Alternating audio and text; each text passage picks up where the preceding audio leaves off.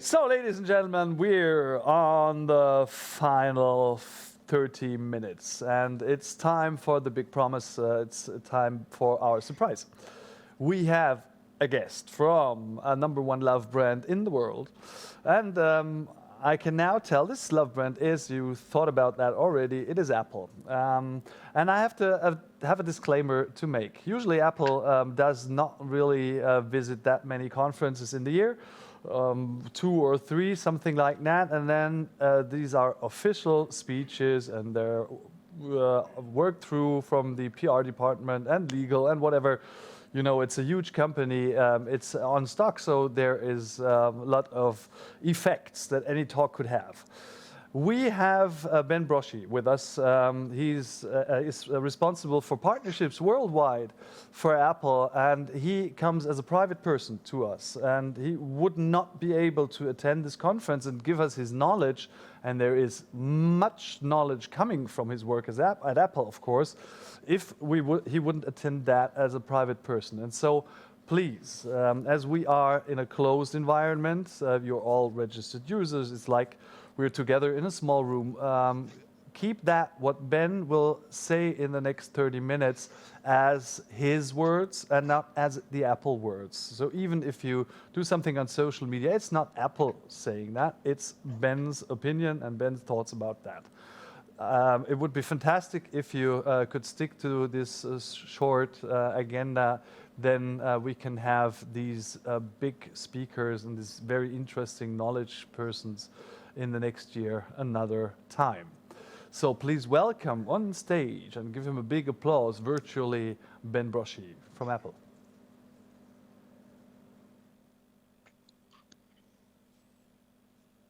So there I am. Okay, already on stage. Hi. And of course, it doesn't work as intended. Sorry, I'm not so super familiar with Microsoft Teams, but let me try something else. Try a Windows laptop. Not so. So wait a second. Maybe that works better if I'm going here. Let's get better. Okay. Up.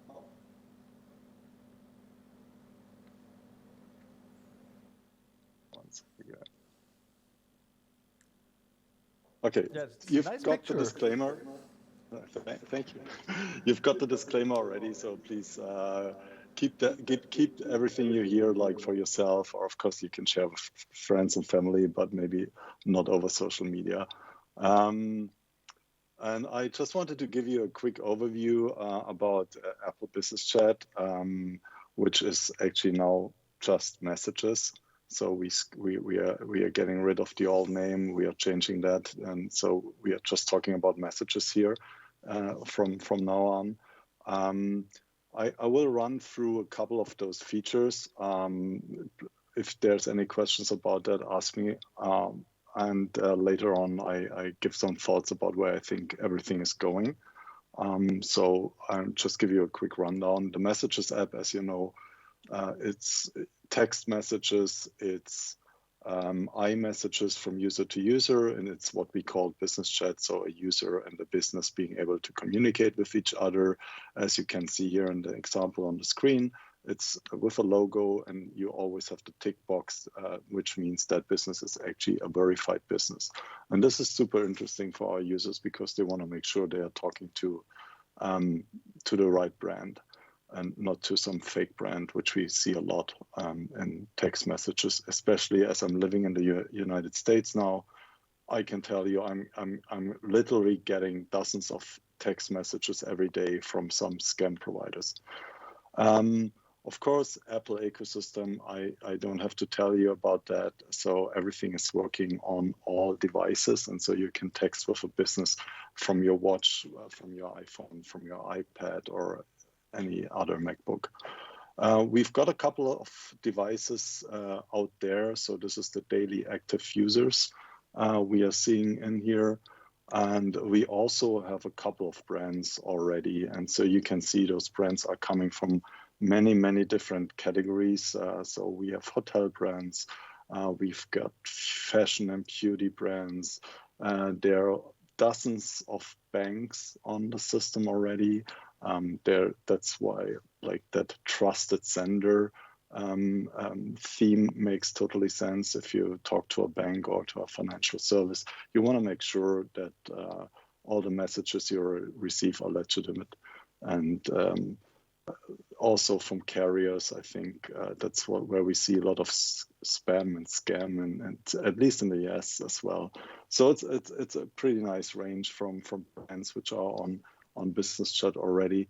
And if you really want to start a conversation as a user, getting in touch with a brand, there are business chat or messages buttons on websites.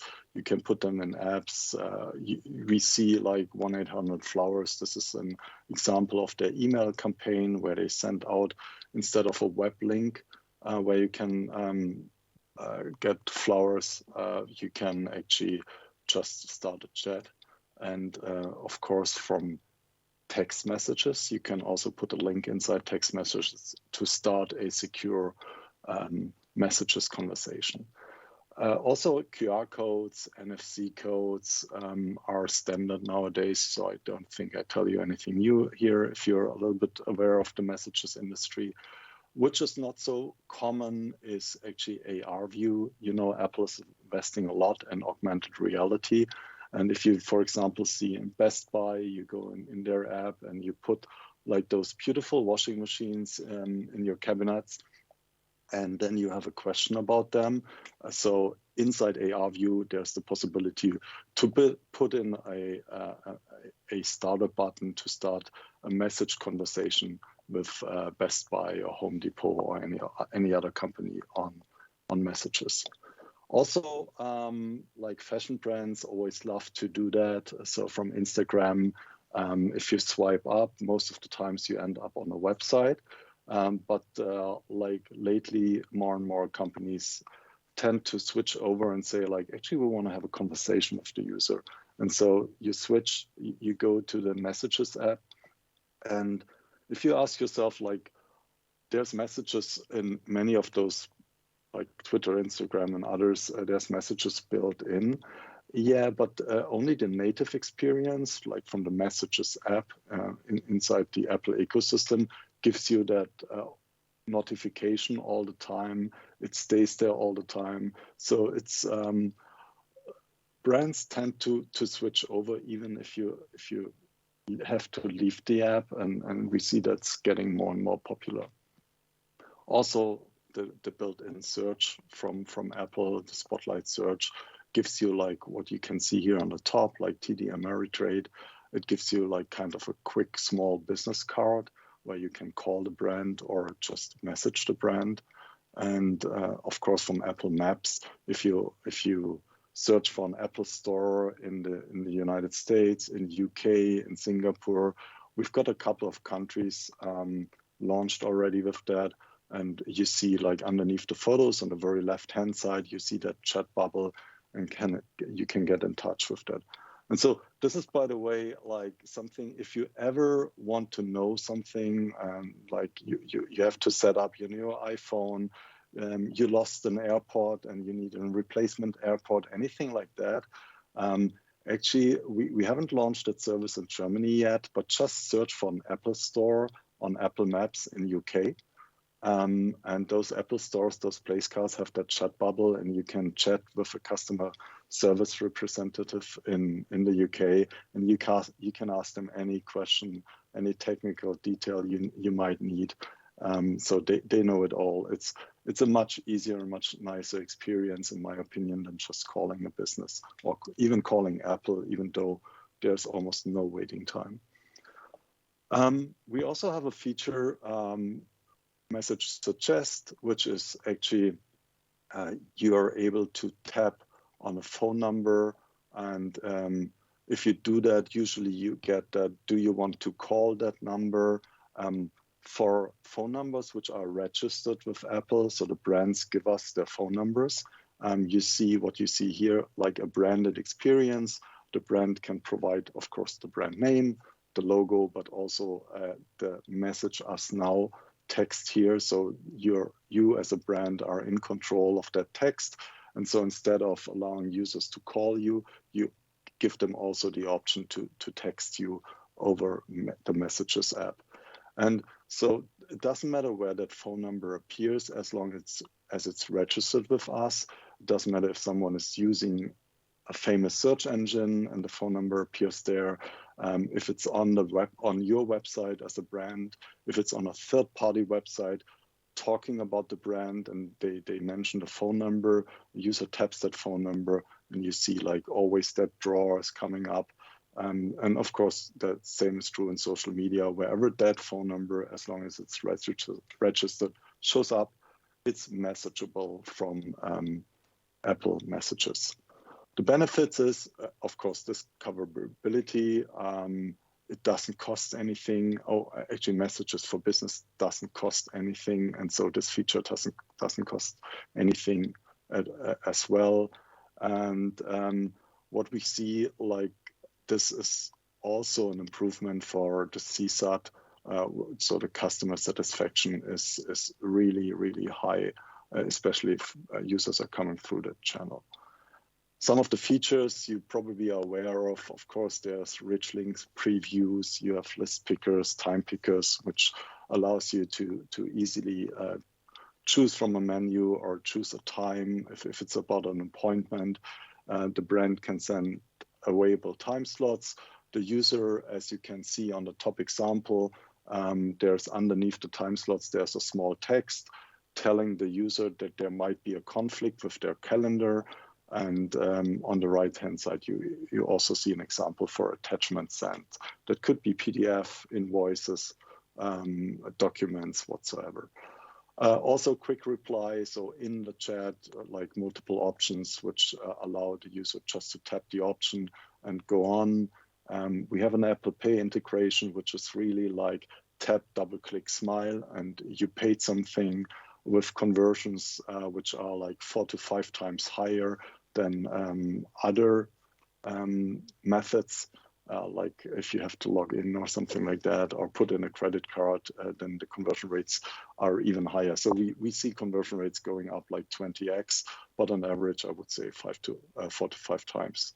Authentication, so you can log into your account, but you also can authenticate a transaction inside Messages, so you don't have to leave the Messages app at all. And of course, there's Imessage App Extensions. So if there's an existing app, all features of that existing app could be transferred inside the Messages experience. And so one famous example would be like if an airline allows you to pick a seat and you see like the whole airline with all the seats available inside the app, you can replicate that exact same experience within the Messages app. So the user, while messaging you, rebooking the flight, could also do the check-in experience right inside Messages without switching to the other app.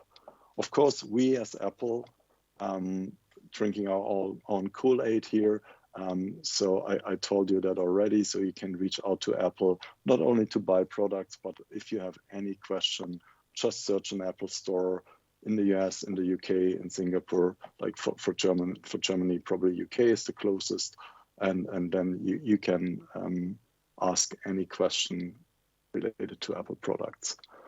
Imessage app, I already talked about the extension. So you see some examples here that might be like Home Depot gives you something like IKEA, gives you the possibility to actually track and something you are buying, and they tell you like where to go, which shelf to look at to find the item you want to buy and to pick it up yourself. Like banks always love to work with iMessage extensions so they can bring in the experience into the Messages experience. Something I want to spend a little bit more time on, even though just a second or so, is actually forms. And forms is something which is super popular with banks. So it allows you to fill out a form. And as you can see with the example, this is like, I want to take guitar lessons. And so you choose from various options, and you have to do multiple choices, so like your style, which date you want to take that lesson, what's your name.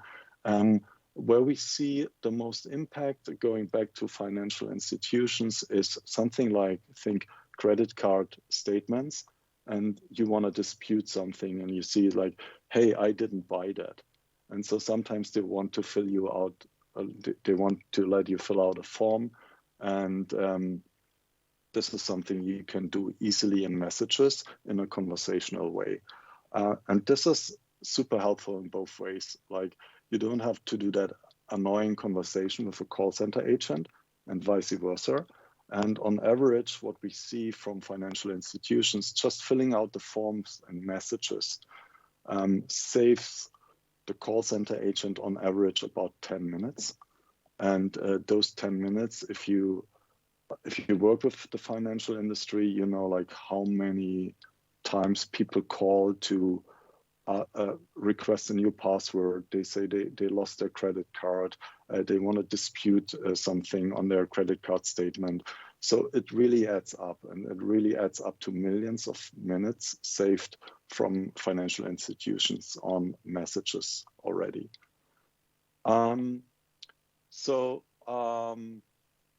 Just to have a quick rundown why many companies love to go to messages, even though it's only in the iOS ecosystem.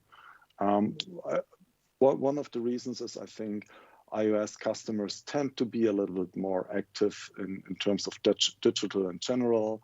If you see, like, compare App Store spendings between different operating systems, I think iOS is not doing too bad. And a native app pre-installed on all devices with a lot of built-in features, with built-in payment, that's such a smooth experience that you see more activity on iOS than probably on other operating systems. Just to give you a couple of examples, like Verizon here, you see that's like CSAT and NPS. I mentioned that already, but also the costs are quite lower. So we get, on average, depending on the country you are in or the call center is in, you see usually a call costs you between $8 to $15, also depending on the category of the business. Usually a text message conversation is with some automation is usually in the range of $1 to $2. Swisscom sees like higher customer interaction. You see the numbers by yourself, and also customer like NPS and customer satisfaction are quite high. And which is also super interesting if you have a call center. That's the first contact resolution, which actually means like someone is calling. Are you able to resolve the issue, the question, the request within the first call? Or do they call again, which is more costs for you as a brand. So this is pretty neat. David Bridal, fashion store. So if you offer IVR deflection, which means someone is calling, you offer during the greeting, you offer like, hey, you want to switch to messaging or do you want to stay on the call? 40% of the users already switched to messaging. They even achieved a higher first caller resolution. The costs are down significantly. So I think it's quite good for them. I talked a lot about financial institutions, just to give you a quick snapshot. So there are many interesting international brands. For you, like in Germany, you probably know Sparkasse. Hopefully you know Sparkasse. So they started to integrate that in a couple of branches already and hopefully rolling that out over the next couple of months nationwide. Would love to see that come nationwide, but you know it's a regional structure here, so really looking forward to working together with all those banks, and many other banks around the globe are trusting messages here to get in touch with the users. Yeah, some examples from like a little bit outside our usual scope is banks around the globe, which gives you, so just showing you some use cases here, currency converters, but also like when is your next salary arriving, but also allowing brokerage or just searching for the nearest branch. This is how it looks like, but another case I want to show you, it's actually CTBC Bank, which is the biggest bank in Taiwan. What they did is pretty neat. This is an ATM. That ATM has also an NFC tag close by. When you touch the ATM, you get like you start a business chat conversation, and then business chat conversations. There's two ways. Like from the ATM, you can add coupons to your wallet if you want to. If you go into a branch, you have that NFC ticker as well, and it allows you to draw a number because you have to wait until you're online. So you probably know that from German administrations, where you have to draw a number and wait until your number is called out, and then you go to the desk. What they do is like while you're waiting, you're not only receiving your number, but also you can prepare your bank, whatever you have to do there. So in Taiwan, most of the people are actually bringing cash to the bank because they want to transfer it to some relatives. And so they fill out the form already inside Messages, send it to the clerk. And once their number is called out, they receive at the end of that, they receive the barcode, there it is. And they show it to the clerk at the counter, and everything is prepared already. So they just have to hand over the money, and there we go. So everyone is saving a lot of time, and the customer is busy while waiting.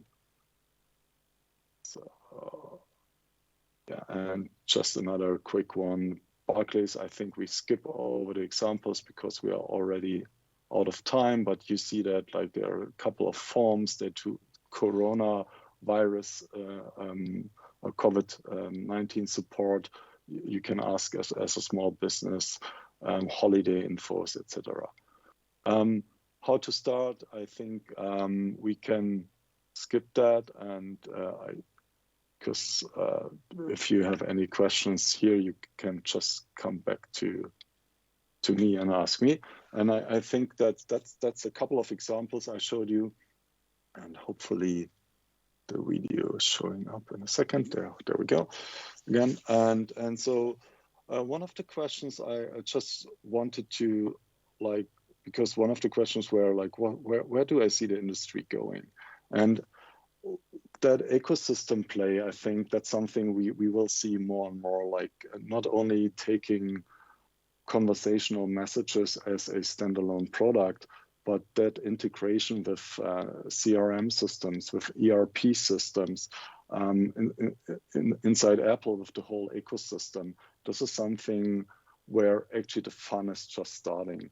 If it's not about like getting Q&A and some stupid answers, but really being able to interact with the business.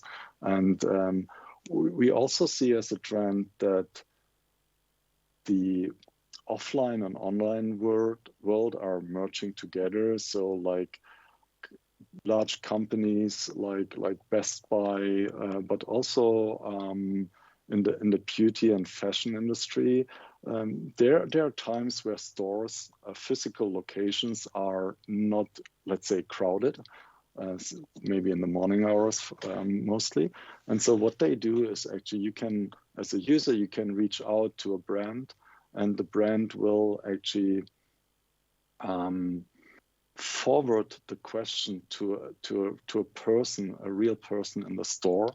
And this person is able to show you around, to give you tips. In the beauty and fashion industry, we see like big brands like Louis Vuitton, where a personal relationship between the sales representative and the user is something, or the customer is something important. And if they are not able to go inside the store, they really want to give the same personal experience, and they do that over messages. And this is something we see as a trend, and then you have real-time inventory, you know the customer, you can give the customer advice depending on what the customer has already bought from that business. And so this is something where we really see worlds coming together. And everyone knows the Gartner hype cycle. I think messaging and voice had a lot of hype, like maybe 2-3 years ago. We are a little bit more in the getting down to earth again, and now we are seeing like real businesses starting. And the last piece of information I really want to give you, and this is something, please really don't tweet it. This is just between us. If you ask yourself, so is it really worth it? Yeah, we save like 10, 20, 30, 40% costs in the call center. Okay, NPS is getting higher. Those are all good reasons, but we are talking about conversational commerce. So what's the commerce part? And I can tell you last year, we've seen the first brands who made more than 100 millions in revenues per year just in messages. And this is, to be fair, 100 million sounds a lot of money, and it is a lot of money inside messages. But this is, as you know, brands have, most of them have the possibility to actually check their metrics, and you have like kind of direct influence and indirect influence. And if someone is buying something inside messages, that's one part, but someone is asking questions about a product inside messages and then might go later on to the website and buy the product within a certain time frame, then you will indicate, okay, this purchase is triggered through messages. And so that part of the revenue is allocated to messages. And so we've seen the first brands getting over $100 million in revenues indicated or direct through the Messages app. And with that, I'm done. Thank you. Thanks a lot, Ben. That was very, very interesting. And I think maybe you've heard some of the talk of today. We had a lot of topics around conversational commerce, and that's really hot shit. But actually, I have a question here on my card that you answered almost already, but I still pose it once more. As Apple is known as, let's say, highest level of proprietary system there is, so you are an ecosystem. Is it really thinkable that some of all of this construct could be based on dialogue systems? Not sure if I get the question. So like.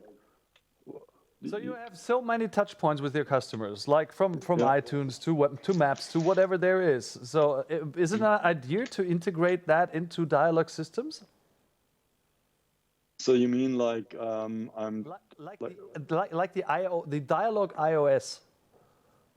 Yeah, but I think it's interesting to see like the difference between user behavior in the US and in Germany or in Europe in general.